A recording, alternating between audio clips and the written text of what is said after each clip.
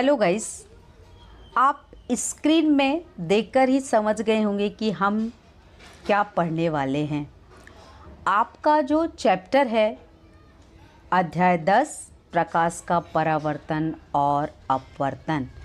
तो आपको ये ज्ञात होना चाहिए कि प्रकाश क्या है, क्योंकि प्रकाश की घटनाएं जो हैं इस चैप्टर में वेरी इंपॉर्टेंट हैं, बहुत मायने रखती हैं और इनकी घटनाओं को ही समझना आपको बहुत आवश्यक है, क्योंकि बिना प्रकाश के हमारा जीवन अदृश्यमान है।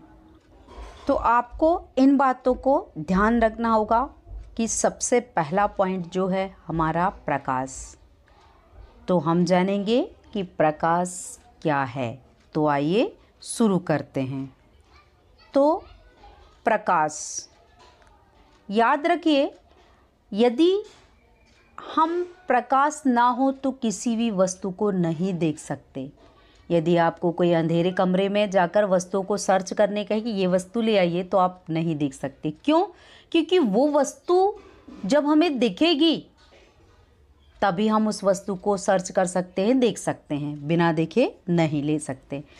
तो याद रखना, हर एक वस्तु अपने से प्रकाश को उत्सर्जित करती है, तभी हमारे आँखों तक उजाला जाता है और हमें वो वस्तु दिखाई देती है। तो याद रखिए, प्रकाश दृष्टि के भौतिक अनुभूति को कहते हैं, यानी दृष्टि की अनुभूति ही क्या कहलाती है? प्रकाश। प्रकाश वस्तुओं को दृश्यमान बनाता है। दृश्यमान का अर्थ ये होता है कि देखने योग्य। यदि हम वस्तुओं में प्रकाश ना पड़े तो उसे नहीं देख पाएंगे। तो कोई वस्तु उस पर पड़ने वाले प्रकाश को परावर्तित करती है और वह परावर्तित होकर हमारी आंखों पर पड़ती है और हमारी आंखों द्वारा उसका प्रतिबिंब बनता है और हम उस वस्तु को देख पाते हैं। तो यदि वस्तुओं पर वो प्रतिबिंब ना बने तो हम वस्तुओं को नहीं देख पाएंगे। तो आप याद रखिए, प्रकाश जो है वो वस्तुओं को देखने का एक माध्यम है। प्रकाश के द्वारा, मान लो सूर्य का प्रकाश नहीं निकलता है तो अंधेरा ही रहता है। तो आप याद रखिए, सूर्य के प्रकाश की उपस्थिति में हमें लाइट की ज़रूरत नहीं होती, कि सूर्य का उजाला इतना है, इतनी तीव्रता है कि हम जब धूप में जाते हैं तो हमें हर एक वस्तु स्पष्ट दिखाई देगी। जब कमरे के अंदर आते हैं तो वो धुंधला, क्योंकि बाहर इतना तीव्र प्रकाश है जिससे हर एक वस्तु स्पष्ट दिखाई दे रही है। तो प्रकाश एक देखने का माध्यम है, देखने का स्रोत है। तो आइए जानेंगे हम दूसरा पॉइंट। दूसरा पॉइंट बोलता है क्रांतिक कोण। पर क्रांतिक कोण के पहले, सबसे पहले मैं आपको बेसिक पॉइंट आपको बताती हूँ। माध्यम में विरल माध्यम और सघन माध्यम क्या है, उसका पॉइंट है वो अपवर्तन। क्योंकि आपको इसको समझने के लिए उसे समझना होगा। सबसे पहले तो हम जानेंगे अपवर्तन क्या है। तो याद रखिए, जब प्रकाश की किरण विरल माध्यम से कहाँ प्रवेश करती है? सघन माध्यम में। विरल माध्यम यानी हवा, सघन माध्यम हो गया जैसे पानी हो गया, कांच हो गया, जो भी ठोस वस्तुएं हैं उनसे। पर ठोस वस्तु से क्या होता है? प्रकाश जो है वो परावर्तित नहीं होता, क्योंकि वो प्रकाश को अवशोषित करने की क्षमता रखती हैं, वो रिफ्लेक्ट नहीं करती प्रकाश को। तो या तो पानी या तो कांच, ये जो माध्यम है सघन माध्यम होते हैं। तो और वायु जो है, हवा जो है, वो विरल माध्यम है। तो जब प्रकाश की किरण, हमेशा याद रखिए, विरल माध्यम से सघन माध्यम में जाती है तो वो अभिलंबी की ओर झुक जाती है, और जब अभिलंबी की ओर झुक जाती है तो उसकी जो कार्य करने की जो गति है, वो जो क्षमता है, वो क्या हो जाती है? धीमी हो जाती है। ये बात आपको याद रखना है। पर जब प्रकाश की किरण कहाँ से, सघन से विरल में जाती हैं, तो वो अभिलंब से दूर हट जाती है। तो ये दोनों ही घटनाएं अपवर्तन हैं, पर माध्यम परिवर्तन है। कि विरल माध्यम से सघन माध्यम में जाती हैं तो याद रखिए वो अभिलंब की ओर झुक जाती हैं, और जब सघन से विरल में जाती हैं तो वो अभिलंब से दूर हट जाती हैं। तो यही कहलाती है अपवर्तन की घटना। जब आपको ये समझ में आएगा तब आप क्रांतिक कोण को समझ पाएंगे। तो तो आपने देखा प्रकाश की आपतित किरण है, पी जो है क्यू आपतित है, क्यू आर जो है वो अपवर्तित किरण है। अपवर्तित किरण के कारण बनने वाला जो कोण है वो आर अपवर्तन कोण।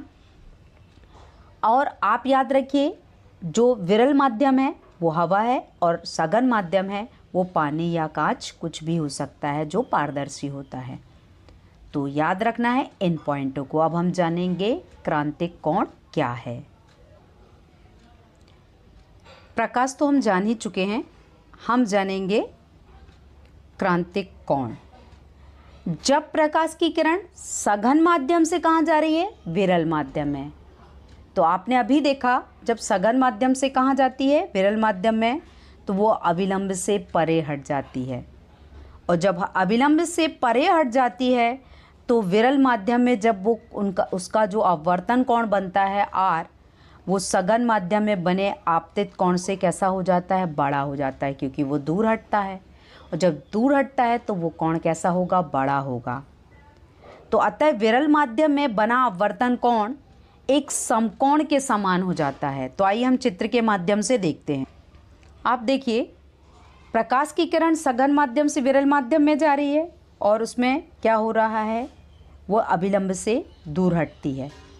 तो जब 90 डिग्री का जो कोण बन रहा है, क्योंकि अब 90 डिग्री कोण बनने के बाद जिसकी क्रिटिकल कंडीशन होती है जिसे हम क्रांतिक कोण कहते हैं, वो क्रांतिक कोण बनने के बाद 90 डिग्री आने के बाद उसमें देखिए पूर्ण रूप से उसी और परिवर्तन होने लगता है, तो वो परावर्तन कहलाता है। तो वो पूर्ण आंतरिक परावर्तन है। पर जब 90 डिग्री का कोण बनाता है तो वो कहलाता है क्रांतिक कोण। तो जब प्रकाश की किरण सघन माध्यम से विरल माध्यम में प्रवेश करती हो, जब वो 90 डिग्री का कोण बना ले, तो वही कहलाता है क्रांतिक कोण। यानी जो क्रांतिक कोण में जो आई का जो मान है वो सी के बराबर रहता है, तो वह कहलाता है क्रांतिक कोण। तो आपको ये याद रखना है, आपको पहले अपवर्तन समझना आवश्यक है, इसलिए मैंने उसे पहले एक्सप्लेन किया।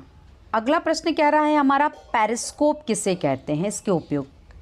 पेरिस्कोप ऐसी युक्ति है जिसमें दूर समुद्र से दूर जो जैसे दूरबीन से दूर की वस्तु को देख सकते हैं और उसकी वस्तु का पता लगा सकते हैं, वैसे ही बहुत सारे व्यक्ति दूर में स्थित, जैसे समुद्र के में स्थित हवाई जहाज और समुद्रों में जो जहाज जो है वो उनकी स्थिति को देखने के लिए या पहाड़ों की स्थिति का पता लगाने के लिए हम किसका उपयोग करते हैं? पेरिस्कोप का उपयोग करते हैं।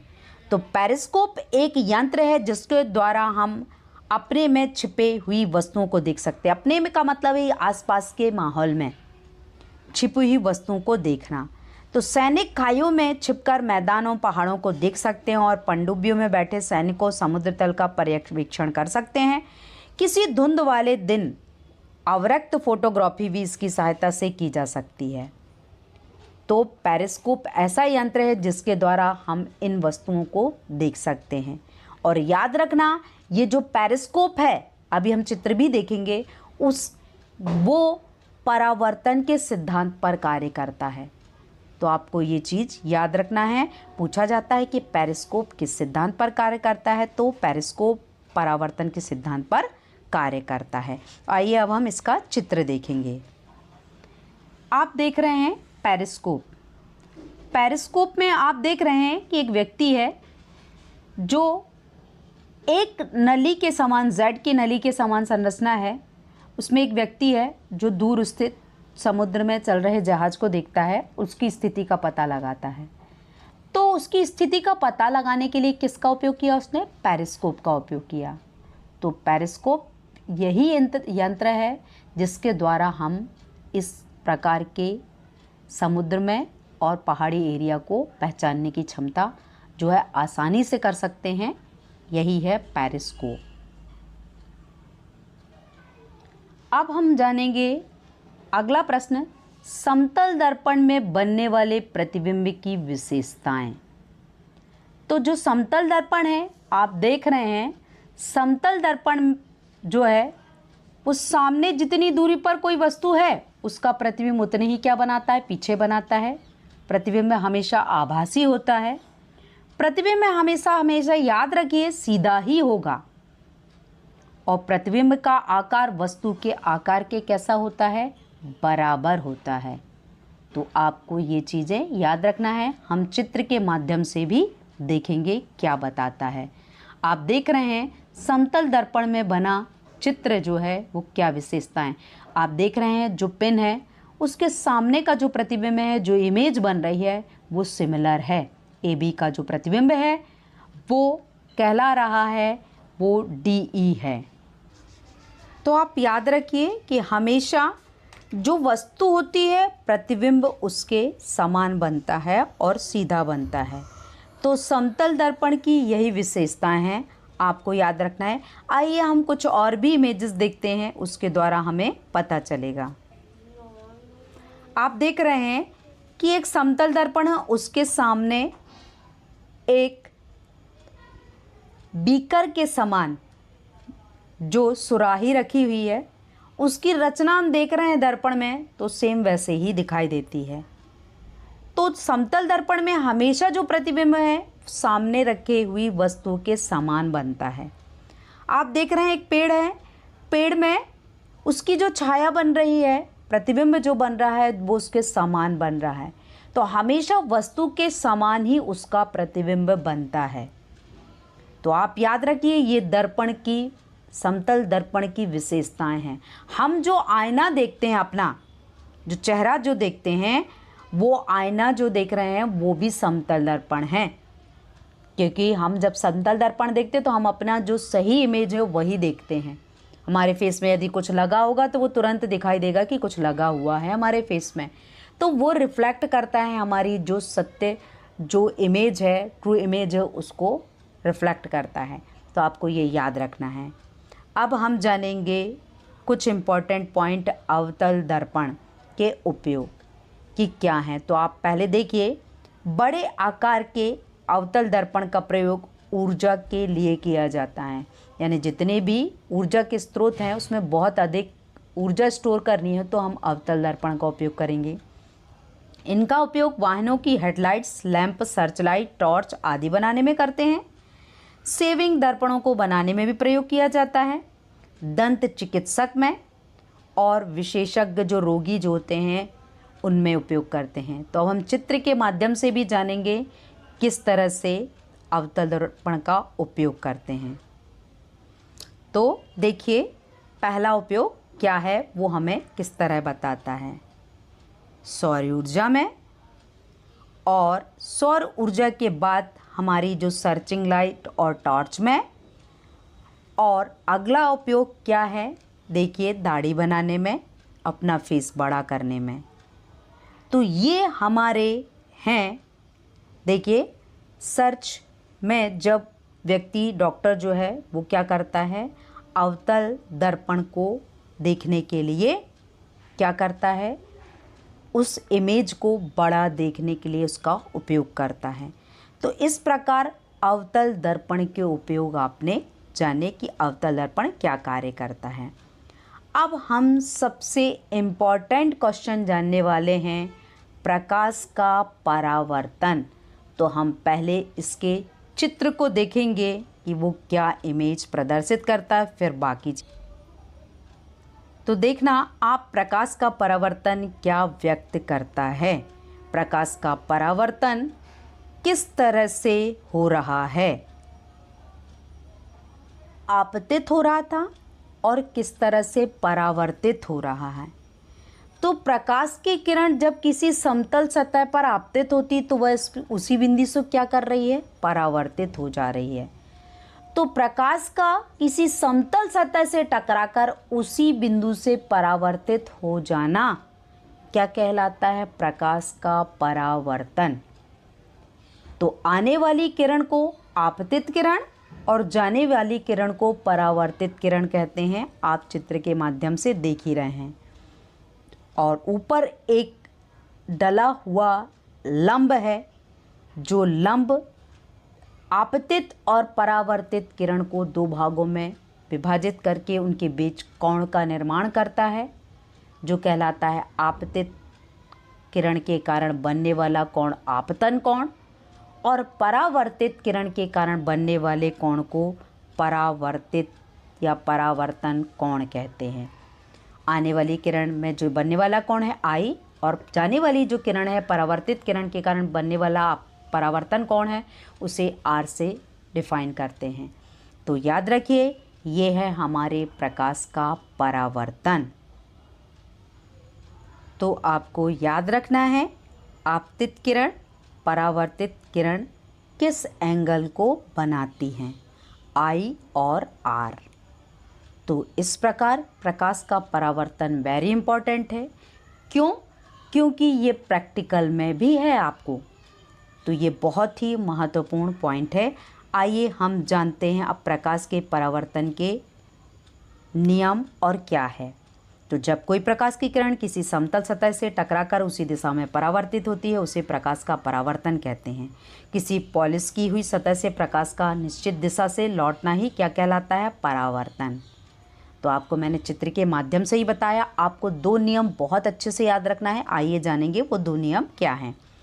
अगला नियम कहता है, पहला, आपतित किरण दर्पण के आपतन बिंदु पर अभिलंब, परावर्तित किरण एक ही तल में। तो आपने चित्र के माध्यम से देख रहे हैं आप, आपतित किरण परावर्तित किरण और अभिलंब तल के एक ही बिंदु पर हैं। तो ये निश्चित करते हैं कि परावर्तन कोण में ये नियम सत्यता बताता है। और आपतित किरण के जो आपतन कोण का मान 60 डिग्री है तो परावर्तन कोण का मान भी कितना होगा, 60 डिग्री। यानी दोनों कोण का मान कैसा होगा, बराबर होगा। तो यही 2 नियम हैं, आपको याद रखने हैं। तो ये वेरी इम्पॉर्टेंट है।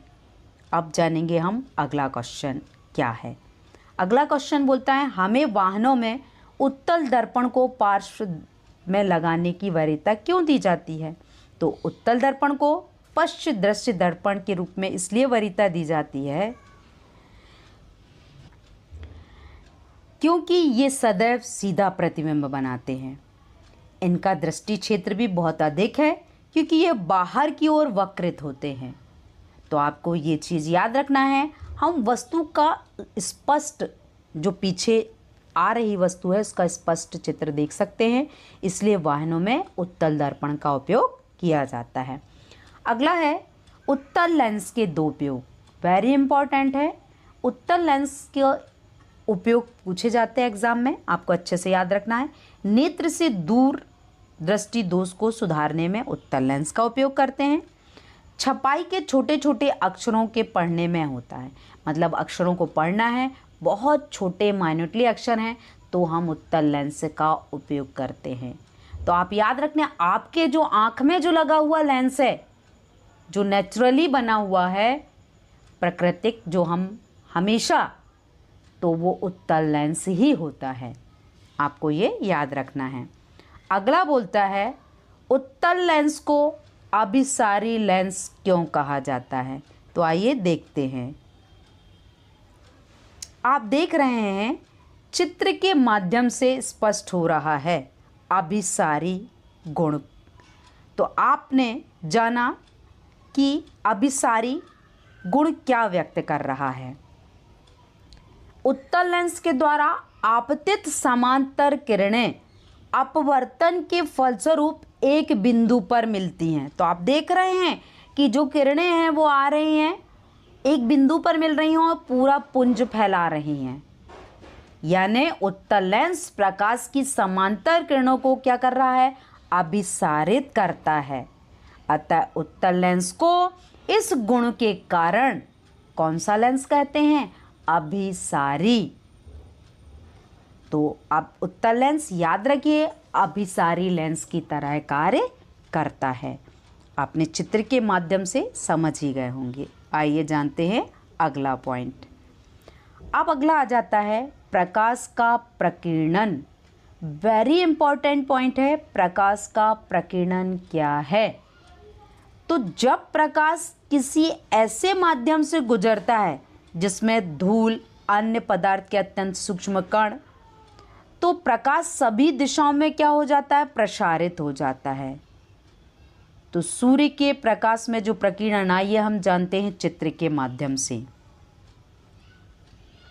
देखिए, सूर्य का प्रकाश आ रहा है, उस प्रकाश के प्रकीर्णन के कारण हमें आकाश का रंग कैसा दिखाई देता है? नीला दिखाई देता है। तो याद रखना है, प्रकीर्णन की घटना के कारण, अपवर्तन की घटना के कारण हमें आकाश का रंग कैसा दिखाई दे रहा है? नीला दिखाई दे रहा है। तो ये प्रकाश का अपवर्तन है, जिसके कारण हम इन रंगों को देख सकते हैं। तो आप याद रखिए, प्रकाश का प्रकीर्णन क्या है?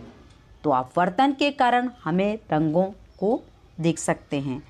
तो आप याद रखिए, जब प्रकाश किसी ऐसे माध्यम से गुजरता है जैसे धूल और अन्य पदार्थ के कण, तो उसके कारण क्या होता है? वो सभी दिशा में प्रसारित हो जाता है, और यही है प्रकाश का प्रकीर्णन। आइए अगला क्वेश्चन जानते हैं। अगला प्रश्न है हमारा वेरी इम्पॉर्टेंट, वास्तविक प्रतिबिंब आभासी प्रतिबिंब में अंतर। इस प्रकार हमारा पहला पॉइंट बोलता है वास्तविक प्रतिबिंब में, वास्तविक प्रतिबिंब को पर्दे पर प्राप्त किया जा सकता है क्योंकि वो वास्तविक है, रियल है। पर आभासी प्रतिबिंब है, उसे पर्दे पर प्राप्त नहीं किया जा सकता। दूसरा पॉइंट कह रहा है कि वास्तविक प्रतिबिंब सदैव उल्टे होते हैं, क्योंकि वास्तविक है, हमारी इमेज हम जो देख रहे हैं राइट हैंड पे देख रहे हैं, पर उसकी इमेज जो है वो उल्टे साइड उसके सामने बन रही है, और अगर उसी के समान खड़े हो जाएंगे तो हम अपनी इमेज नहीं देखेंगे क्योंकि वास्तविक है। आभासी प्रतिबिंब सदैव सीधे होते हैं क्योंकि वो तो आभासी है। अगला पॉइंट बोलता है वास्तविक प्रतिबिंब दर्पण के आगे बनता है, तो वो वास्तविक है तो दर्पण के आगे ही तो बनेगा, तभी तो हम अपनी इमेज देखेंगे। तो वास्तविक प्रतिबिंब दर्पण के आगे बनता है, और आभासी प्रतिबिंब जो होता है वो हमेशा याद रखिए दर्पण के पीछे बनता है। आइए जानते हैं अगला पॉइंट क्या बताता है। तो याद रखिए कि अगला पॉइंट क्या बोल रहा है कि वास्तविक और आभासी प्रतिबिंब की इमेज को बताता है। देखिए, इन इमेज से पता चल रहा है कि वास्तविक क्या है, आभासी क्या है। तो वास्तविक प्रतिबिंब में क्या हो रहा, हम जलती हुई मोमबत्ती की इमेज देख रहे हैं, तो वो उसका वास्तविक प्रतिबिंब दिख रहा है। पर याद रखिए, एक व्यक्ति है, वो अपनी इमेज को दूसरे दर्पण पर देख रहा है, तो उसे हम टच नहीं कर सकते, केवल उसका आभास कर सकते हैं। तो याद रखिए, ये वास्तविक और आभासी प्रतिबिंब अपनी अलग इमेज को प्रदर्शित करते हैं। तो हमने अंतर भी जाना कि वास्तविक प्रतिबिंब क्या बता रहा था।